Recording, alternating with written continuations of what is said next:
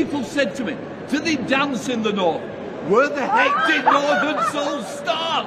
Northern Soul started up in the north. Wigan Casino will live on forever. While the world gets closer to war, 40 Westminster MPs take a dance lesson in Parliament. We want the full list of the MPs involved. At a moment when the world edges closer to war, Westminster decided to dance. Footage circulating across the country shows more than 40 MPs gathering in the glass atrium of Portcullis House for a choreographed dance session. While tensions in the Middle East escalate and global instability grows by the day, Britain's political class was clapping, stepping and laughing through a routine led by television personalities. This is not satire. This is the British Parliament. Workers across England are watching a world becoming more dangerous. Conflicts are escalating. Energy prices are rising again. Families are worried about jobs, bills, and the future.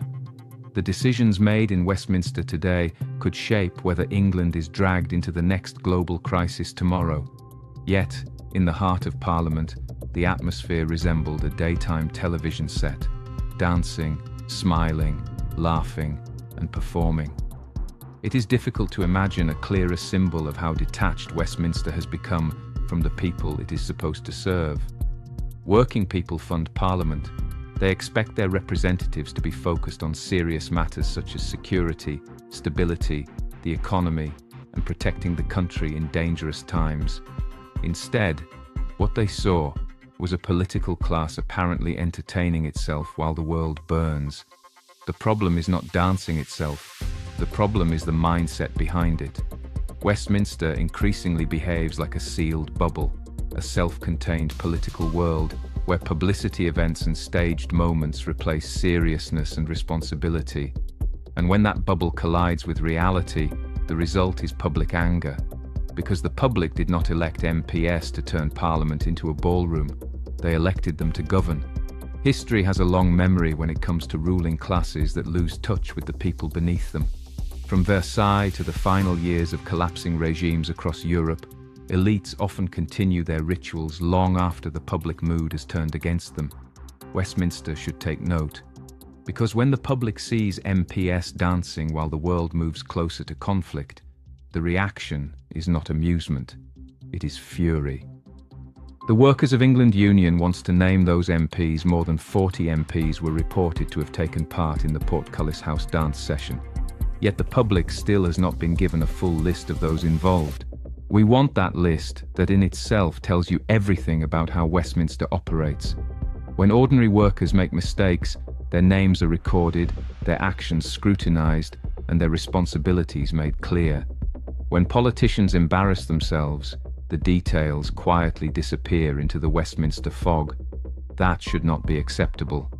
If MPs are happy to dance in Parliament while the world edges closer to war, they should be equally happy for the public to know exactly who was involved.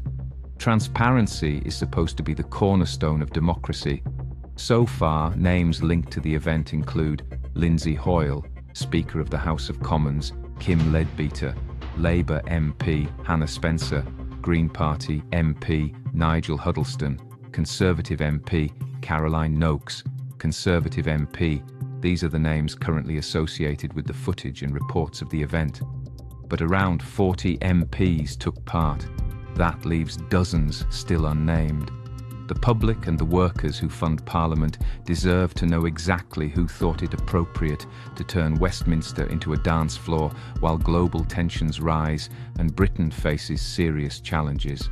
So let's be clear, publish the full list. If MPs want the privileges of office, they must also accept the scrutiny that comes with it, because Parliament is not a ballroom, and the workers across England did not elect their MP to dance while the world burns. Stephen Morris, General Secretary, Workers of England Union, said, "Let's be blunt. England does not need dancing MPs. It needs serious representatives who understand the weight of the moment we are living through. The world is becoming more unstable, the risks of conflict are growing, and working people are already paying the price for years of political complacency." He continued, "Yet Westminster still behaves like a private club insulated from reality. If MPS cannot grasp why this spectacle has angered so many people, then they prove the very point being made.